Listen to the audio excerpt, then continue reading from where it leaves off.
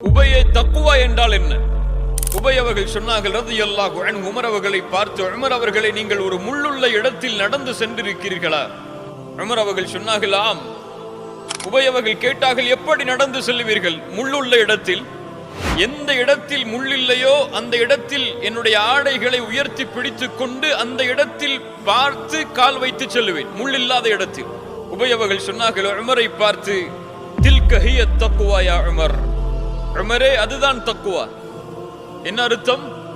இந்த பூமியில் நீங்கள் வாழக்கூடிய வாழ்நாட்களில் அல்லாஹ் கொடுத்த இந்த வாழ்க்கையில் நீங்கள் ஒரு நிமிடத்தை கழித்தாலும் அதை நீங்கள் சிந்தித்து பார்க்க வேண்டும், அதில் நீங்கள் ஆராய வேண்டும். இது அல்லாஹ்வுடைய கட்டுப்பாட்டில் இருக்கிறதா அல்லது அல்லாஹ் தடுத்த காரியத்தில் இருக்கிறதா?